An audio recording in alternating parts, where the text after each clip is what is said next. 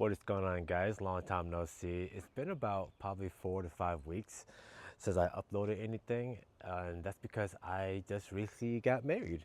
And then after I got married, I went on my honeymoon trip for 3 weeks. I was in Japan for a week and then Vietnam for 2 weeks, and I recently got back. So this video, I just want to share a quick update as to how my garden looks like. It's not going to be very informative. It's more going to be of a vlog style. So hopefully you guys do like these type of videos. I want to do a little more vlogging and updating on my garden just to show you the process of what's going on in my garden, what I'm doing on a day-to-day basis. And hopefully you guys can follow along with your own gardening journey. So let me show you what's going on right now. So starting with a quick scan of everything I have right now, you can see right here, I started a bunch of seeds and they actually grew for a little while because it was raining, but those are probably all going to be dead. My hydrogens are both dying. My fig tree, it fell over. Now, the cool thing is that I do see a lot of figs growing still. All the leaves are falling off. Some of the figs are falling off too as well, but I think some of them will survive. So hopefully I do get some figs this season. Now moving on to over here, you can see my pepper plants in here, not doing so well. Cucumbers though, on the other hand, I do have some fruits coming in right here. So it's right here, right there. So that should be exciting.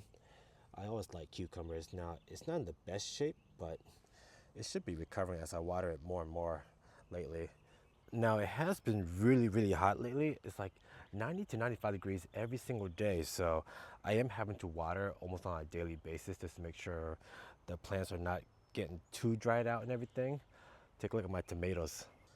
Now, if you know me, I love tomatoes, but unfortunately, due to being away for so long, they're not looking the best, but I do have some fruits at least that I can still pick.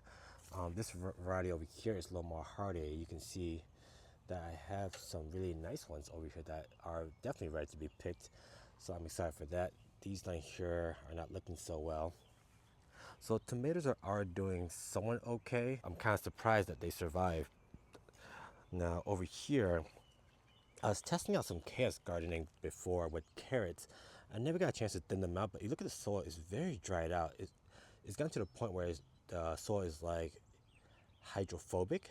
So every time I water it now, it's not really holding in that moisture. Over here, my Swiss chards, surprisingly, are doing extremely well still. I got rid of a lot of the bolted crops. I had a lot of lettuce back here, broccoli's over here, so I got rid of all that. I'll be replanting stuff. Carrots, I have 2 rows of carrots right here. I definitely need to thin them out so that way they can't grow big and everything, because if you leave it crowded like this, you're gonna get really small and deformed carrots. So here are all the bolted crops that were in the garden bed. I ripped them all out and just threw them to the side, but you can see they were a lot in there. So I'm glad I got rid of them all so that way to create new space for things that I'll be growing in the future, of course. Moving on over here, I had some pepper plants. My biggest mistake was not potting them up and putting them into a good sized container. So you can see right here, we have some fruits, but they're gonna be very, very small just because the container size is very little. So they don't have the room to grow more roots to produce a bigger plant.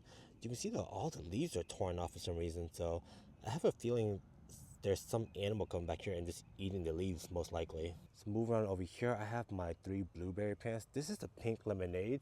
It fell over so you can see all the leaves are drying out, but I've been watering it for a little bit and you can see though there are some green leaves, so it is going to recover a little bit. This right here is I believe it's the Titan variety. So they're supposed to be like really, really large blueberries. So you can see the size of them. So I think these are about ready for me to try. So very, very excited for those.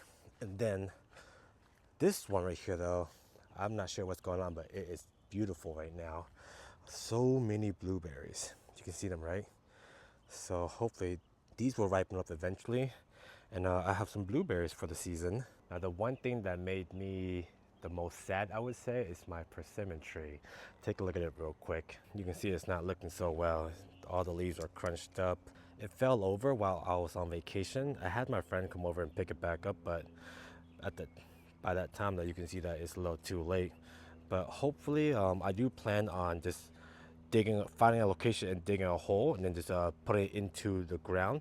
And hopefully that will help the roots develop a little bit better and then revive itself. And if you've been following the channel for a long time, you know I love my banana tree. So just look at how healthy she's still doing. It is like impossible to kill a banana tree, no matter how long you leave it alone. Just look at this. The leaves are still so healthy. I can see like a new growth right there too. So that's always exciting. Now, if I were to put this into the ground, it will grow much, much bigger. And then it'll actually grow like some side shoots as well too and produce more banana trees. So maybe I should do that and just find a right location for it. I'm not sure if I want to put it all the way over there or put it over on this corner, but that should be a fun project to work on. Next would be my beans, and like I planted two type of beans, and one is completely dried out, it's like all dead, but the other one is still thriving. So comparing these two, you can see it's like night and day. This one is completely dried out, all dead, but the ones over here though, they're looking kind of healthy. Look, these are definitely ready to be picked and to devour, but I'm excited for that.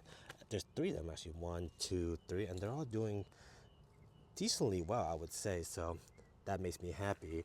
And right beside them are okra.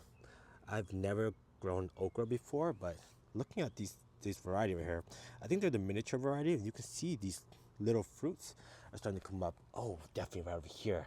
So that's very exciting. I can't wait for them to grow bigger and then have some homegrown okra.